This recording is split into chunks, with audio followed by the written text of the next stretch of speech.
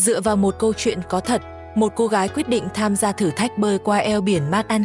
Thử thách này vô cùng khó khăn và chưa từng có người phụ nữ nào hoàn thành được thử thách này. Ở đây có rất nhiều người đàn ông liều mình tham gia thử thách. Rudy là người phụ nữ duy nhất. Họ đều cảm thấy bất ngờ và cho rằng điều này là bất khả thi đối với một cô gái. Huấn luyện viên của cô, ông Woolworth, luôn kiểm soát cô. Rudy chỉ được phép ăn trái cây, bất chấp việc cô phải luyện tập trong tình trạng đói mệt. Để phản đối, họ đồng thanh hát vang một khúc ca, cố tình phớt lờ Woolworth. Điều này đã gieo một hạt giống đố kỵ trong lòng ông. Trong lúc trò chuyện, Bungie đã khuyên Rudy, không ai ủng hộ chúng ta đâu, Rudy. Mọi người đều chờ đợi biển cả đánh bại chúng ta. Tôi ủng hộ anh, Bungie. Tôi cũng ủng hộ em. Tuy nhiên, vài ngày sau, Bungie khi tham gia thử thách đã bị đuối nước. Đây là lần thất bại thứ 13 của anh. Anh hoàn toàn kiệt sức, cơ thể lạnh cứng, da tím tái, gần như không còn chút sức sống. Bungie lẩm bẩm yếu ớt, hãy chiến đấu vì tôi, em sẽ làm được. Đây là lần đầu tiên Rudy tận mắt chứng kiến sự khắc nghiệt của thử thách này. Nhưng cô không sợ hãi, cô bắt buộc phải chiến thắng vì một mục đích lớn lao hơn cả sinh mệnh của cô. Ngày 20 tháng 7 năm 1926, Rudy chính thức bước vào thử thách bơi qua eo biển Mát-Ant. Cô bôi dầu mỡ để giữ nhiệt và bảo vệ da. Tuân thủ quy tắc không chạm vào ai trong suốt hành trình. Dưới sự cổ vũ của đám đông, Rudy tự tin xuống biển. Theo sau là tàu lớn cùng với một nhóm thuyền nhỏ chở các phóng viên báo chí. Huấn luyện viên của cô, Woolworth, vẫn luôn chấp niệm với bơi ếch. Ông cố gắng khiến cô nghe lời. Nhưng tất cả đều là những lời vô nghĩa. Rudy tràn đầy năng lượng và giữ được tốc độ ổn định. Những chú chim bồ câu cũng loan tin đi muôn nơi. Cả thế giới hồi hộp dõi theo hành trình của cô. Điều này khiến Woolworth cảm thấy không vui. Ông tìm cơ hội đưa cho Rudy một quả táo, cố tình chạm vào tay cô để làm cô vi phạm quy tắc. Nhưng kế hoạch của ông thất bại, quả táo rơi xuống biển. Lúc này, Rudy đã hoàn thành 1/3 quãng đường, tốc độ vẫn không hề giảm sút, chỉ còn 16 dặm nữa. Woolworth ngày càng lo lắng. Ông lấy một chai nước uống, lén bỏ vài viên thuốc gây ngủ vào đó, rồi đưa cho Rudy. Không hề đề phòng, cô uống ngay và nhanh chóng rơi vào trạng thái buồn ngủ. Cô bắt đầu cảm thấy mất phương hướng, quay cuồng trong dòng nước. Woolworth nhân cơ hội tuyên bố thử thách thất bại và kéo Rudy lên khỏi mặt nước. Tin tức này nhanh chóng lan ra toàn thế giới. Các đài truyền hình kết luận, không ngoài dự đoán, eo biển Mát-Ant là thách thức quá lớn đối với phụ nữ. Thử thách bơi qua eo biển chính thức chấm dứt. Chúng ta có thể khẳng định, nếu Rudy cũng không thể vượt qua, thì không một phụ nữ nào trên thế giới này làm được. Tin tức xấu này sẽ khởi lên một làn sóng phản đối các vận động viên bơi lội nữ. Các cô gái sẽ càng khó được chấp nhận trở thành vận động viên bơi lội hơn. Tất cả y tá đều nghĩ con rất dũng cảm. Rudy ngồi trong bệnh viện nhìn xa xăm, giờ cô chỉ muốn trở về nhà. Bố và chị gái cũng đã đến Pháp để đón cô. Rudy rất hạnh phúc ôm lấy bố. Con gái bố lên sóng, nhưng con phải chiến đấu một mình. Bố đã không thể ở bên con. Bố thấy thật có lỗi quá. Bố đã đến đây rồi. Khi họ chuẩn bị để trở về nhà, Burgess, người đàn ông từng bơi qua eo biển Mát-Ant thành công, tìm đến cô. Ông nghi ngờ rằng có điều bất thường. Vì theo dõi từ đầu, ông nhận thấy tốc độ và sức khỏe của Rudy vẫn rất tốt trước đó. Sau khi Rudy hồi tưởng lại, cô nhận ra mình bắt đầu thấy mệt sau khi uống chai nước của Woolworth. Burgess quả quyết, cô đã bị hạ độc, nhưng giờ chẳng ai tin lời Rudy. Cách duy nhất để chứng minh là thực hiện thử thách một lần nữa, lần này phải lén lút và không để Woolworth biết. Theo kế hoạch, Rudy sẽ về nước vài ngày tới, nhưng Rudy đã lặng lẽ trốn khỏi tàu, nhảy qua cửa sổ và quay lại bến khởi hành. Trong cuộc sống, sẽ có những người tìm cách dìm bạn xuống, nhưng cũng có những người sẵn sàng đưa tay ra để giúp đỡ bạn. Burgess, chuyên gia bơi eo biển Mát-Ant, đã đồng ý làm người dẫn đường cho cô. Anh đã nghiên cứu kỹ dòng chảy, thời tiết và đưa ra lộ trình chi tiết cho cô. Trước khi xuất phát, chị gái Meg nhìn thấy những vết sẹo trên thân thể do bộ đồ bơi gây ra. Chị gái Meg lập tức may cho Rudy một bộ đồ bơi khác, phù hợp hơn cho em mình. Ở trên tàu, một số phóng viên muốn tìm gặp Rudy và họ phát hiện Rudy đã rời đi. Ông Sullivan khẽ mỉm cười, ông biết cô gái mạnh mẽ này sẽ không dễ dàng bỏ cuộc. Ngày 6 tháng 8 năm 1926, Rudy khởi động lại thử thách. Đám phóng viên được tin đã tìm đến. Cô lao nhanh xuống biển. Một số nhà báo cố chèo thuyền theo sát để ghi hình, khiến Burgess rất bực mình, thậm chí bắn chỉ thiên để cảnh cáo. Trong quá trình, kính bơi của cô đã bị rò rỉ nước. Cô đành phải ném kính cho chị gái và tiến về phía trước. Mẹ cô cũng đã biết tin tức qua radio. Bà không thể chờ đợi, nhanh chóng cùng con trai đến đài truyền hình, hồi hộp theo dõi từng tin tức được đưa về. Rudy bơi được 8 dặm thì chạm phải một bầy sứa độc khổng lồ, không có sự lựa chọn nào khác. Cô quyết định lao thẳng vào bầy sứa, chịu đựng từng vết thương đau như roi quất. Mỗi cú vung tay, mỗi lần quạt nước đều để lại trên cơ thể cô những vết thương rỉ máu, bị nước biển xoát đến thấu xương. Bơi qua được bầy sứa, Rudy kiệt sức nổi trên mặt nước để nghỉ ngơi. Cô đã ở dưới nước 8 tiếng đồng hồ. Bố cô rất đau lòng và lo lắng cho con. Con bé kiệt sức rồi, kéo con bé lên đi, ông Burgess. Ông Burgess chỉ có thể trấn an ông, cô ấy vẫn ổn. Chị gái Meg cũng tranh thủ sửa lại chiếc kính bơi cho em gái. Cô lại tiếp tục cuộc hành trình trong sự bất lực của cha. Đã 1 giờ trôi qua, Rudy không thể di chuyển do dòng chảy quá mạnh. Bố cô đứng ngồi không yên, ông lo lắng con gái mình sẽ bị kiệt sức. Chị gái Meg thấy vậy liền nhảy xuống biển, bơi trước để dẫn đường và tiếp thêm tinh thần cho cô. Tuy nhiên Meg nhanh chóng đuối sức và lên bờ vì nước quá lạnh. Thấy con mình tê cứng vì lạnh, lòng ông càng như lửa đốt. Sau khi ăn một bữa nhẹ trên biển, Rudy tiếp tục tiến lên, chỉ còn cách đích 6 hải lý nhưng tai họa lại ập đến. Dòng chảy cuốn cô về phía một bãi cạn nguy hiểm nhất của eo biển. Rất nhiều người đã bỏ mạng ở nơi đây. Tàu thuyền không thể tiếp cận nơi này. 5 giờ mờ cuối là bãi cạn. Cô ấy phải tự bơi vào. Ông Burgess quyết định dừng chân. Trời đã dần tối, bố cô lo lắng cô sẽ bị lạc đường trong bóng tối. Ông không ngừng lặp lại câu nói, đưa cô ấy lên đi, ông Burgess. Đưa con gái tôi lên, tôi muốn con bé lên thuyền. Không có người cha nào có thể chịu đựng điều này. Ông không cần bất cứ giải thưởng nào của con mình. Ông chỉ muốn bảo vệ gia đình và các con. Điều ông mong muốn chỉ là con mình có một cuộc sống bình yên như bao người. Rudy, không có thuyền dẫn đường con sẽ lạc mất. Lên đi con, thử thách đã kết thúc rồi. Chưa kết thúc, con yêu bố. Cả 3 người chỉ có thể bất lực nhìn Rudy rời đi, bởi vì trước khi xuống biển, ông Burgess đã hứa với cô.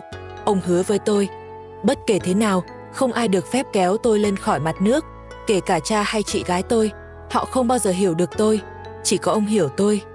Rudy khao khát chinh phục eo biển Atlantic, không chỉ vì niềm đam mê cá nhân, mà vì cô hiểu rằng trong một thời đại mà phụ nữ vẫn còn bị giới hạn trong những khuôn khổ truyền thống, việc chinh phục eo biển Anh sẽ là một tuyên ngôn mạnh mẽ về sức mạnh và sự bình đẳng giới. Cô muốn truyền cảm hứng cho những người phụ nữ khác để họ dám mơ ước và dám thực hiện những điều tưởng chừng như bất khả thi. Đằng sau sự quyết tâm ấy là một câu chuyện đau thương đã in sâu vào lòng Rudy từ khi còn nhỏ.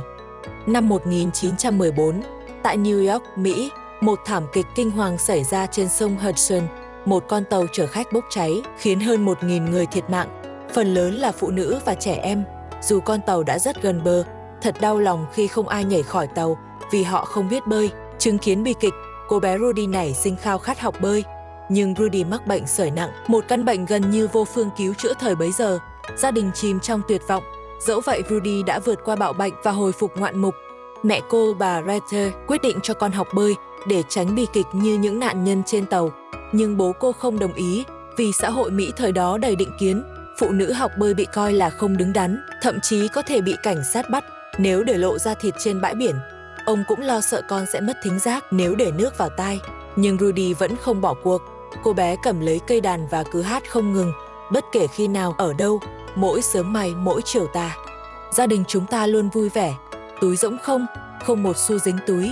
Nhưng em yêu, gia đình chúng ta vẫn vui vẻ. Ông bố bất lực đành phải đồng ý.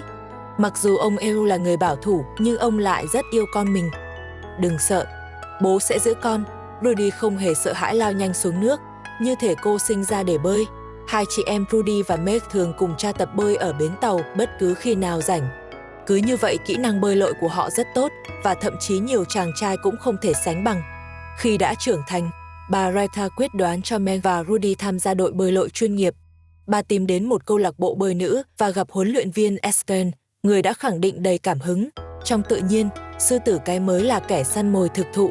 Tự hào về con gái, bà giới thiệu Rudy là một cô gái có năng khiếu đặc biệt. Tuy nhiên, khi kiểm tra kỹ năng, huấn luyện viên nhận ra Rudy gặp khó khăn với đôi chân, khiến việc bơi trở nên đầy thử thách. Dù vậy, cô vẫn được trao cơ hội. Điều kiện là Rudy phải làm việc trong phòng nồi hơi và đóng học phí $2 mỗi tuần. Không ngần ngại, bà Rita đồng ý. Còn Rudy chính thức gia nhập hiệp hội bơi lội nữ. Dù bố vẫn giữ quan điểm truyền thống, không muốn con gái theo đuổi bơi lội, bà Rita quyết tâm làm mọi cách để hỗ trợ Rudy. Ngày đêm, bà miệt mài may vá để kiếm tiền trang trải học phí. Rudy thì chăm chỉ làm việc trong hồ bơi, dù nhiều lần bị bắt nạt. Chị gái Meg luôn đứng ra bảo vệ em, khiến Rudy thêm động lực. Cô giáo vẫn luôn quan sát và biết được Rudy từng bị bệnh sởi. Con bị sởi à? Tai con bị nhiễm trùng. Nhưng con không sợ. Ý chí kiên cường của cô đã khiến bà cảm phục. Để tạo sự công bằng, cô giáo đặt ra luật mới. Đội bơi thi đấu hàng ngày, người thua phải đốt lò nồi hơi. Nhờ đó, Rudy có cơ hội cạnh tranh sòng phẳng và tiến bộ nhanh chóng dưới sự hướng dẫn tận tâm của cô giáo. Sau đó, Rudy đoạt nhiều giải thưởng và phá nhiều kỷ lục thế giới, trở thành người được yêu thích nhất New York. Dù nhận được huy chương danh giá, cha của Rudy lặng lẽ cất nó vào ngăn kéo. Giống như nhiều bậc phụ huynh truyền thống, ông tin rằng con gái đến tuổi trưởng thành nên lấy chồng, sinh con và bơi lội chỉ là một trò tiêu khiển chẳng đi đến đâu. Với suy nghĩ ấy, ông sắp xếp một buổi hẹn hò mù quáng cho Rudy với một người đàn ông Đức lớn tuổi bán hạt rẻ. Mẹ của Rudy không muốn con gái phải kết hôn với một người như vậy. Bà kín đáo khuyên Rudy và Meg tìm cách khiến người đàn ông từ bỏ. Trong một buổi đi dạo, hai chị em quyết định giả vờ rơi xuống biển. Người đàn ông hoảng loạn chỉ biết la hét hạt rẻ, còn hai chị em thì không nhịn nổi cười. Buổi hẹn hò cứ thế mà kết thúc. Bố của Rudy rất tức giận.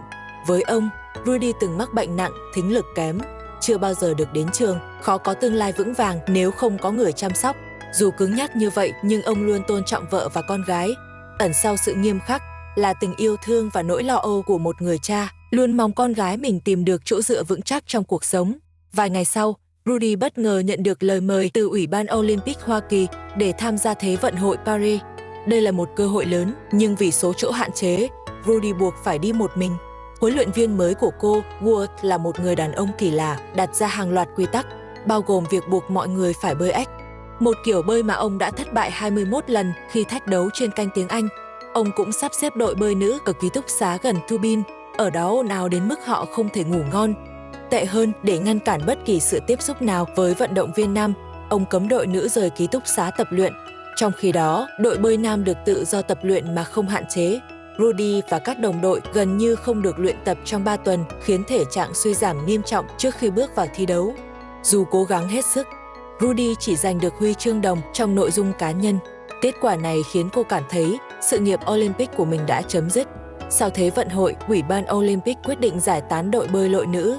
Một đòn giáng mạnh vào giấc mơ của Rudy. Trở về nhà, Rudy quay lại cuộc sống thường ngày. Nhưng điều khiến cô đau lòng hơn cả là nhìn thấy chị gái mình, Meg, từ bỏ người mình yêu. Vì áp lực gia đình, Meg chấp nhận một cuộc hôn nhân sắp đặt với con trai của một người bán thịt Đức. Đó là một khoảnh khắc khiến Rudy nhận ra rằng không chỉ bơi lội, mà cả tự do theo đuổi hạnh phúc cá nhân cũng là điều khó khăn đối với những người phụ nữ ở thời đại ấy. Khi cô đang buồn bã, một nhóm các cô bé với ánh mắt ngưỡng mộ tiến đến tìm cô. Cô bé nói rằng nhờ có Rudy, họ mới có thể học bơi. Vì thế, họ rất biết ơn cô. Rudy là người hùng, là thần tượng của họ. Cô nhận ra rằng mình không chỉ là một vận động viên, mà còn là một ngọn đèn dẫn lối. Nỗ lực của cô không chỉ dành riêng cho bản thân mà còn để truyền cảm hứng, mở ra con đường đầy ánh sáng cho những cô gái trẻ, giúp họ vươn tới ước mơ mà xã hội trước đây từng ngăn cản. Đúng lúc này, Rudy gặp được Burgess, một huyền thoại bơi lội người từng chinh phục eo biển Manhattan. Nhưng giờ đây, ông chỉ là một kẻ nghiện rượu kỳ quặc, lên bờ trong tình trạng không mảnh vải che thân và bị cảnh sát bắt giữ ngay sau đó. Nhìn vào hành động kỳ lạ của Burgess, Rudy dường như hiểu được một điều, có lẽ cô cũng có thể phá vỡ những rào cản vô hình áp đặt lên phụ nữ bằng cách bơi qua eo biển Manhattan. Một thành tích mà trước đây chỉ có 5 người đàn ông thực hiện được. Thành công này dường như là một đặc quyền của nam giới. Rudy nhận ra rằng nếu không làm điều gì đó lớn lao, cô cũng sẽ phải chấp nhận một cuộc đời giống như chị gái mình, kết hôn và sống một cuộc sống bình lặng. Nhưng đó không phải là cuộc đời mà cô mong muốn. Vào ngày chị gái kết hôn, Rudy đưa ra quyết định cô sẽ bơi qua eo biển Manhattan. Chị gái không hề ngạc nhiên trước quyết định này. Em đang nghĩ không biết mình có thể làm được không? Chắc chắn em có thể, chị gái trả lời không chút do dự.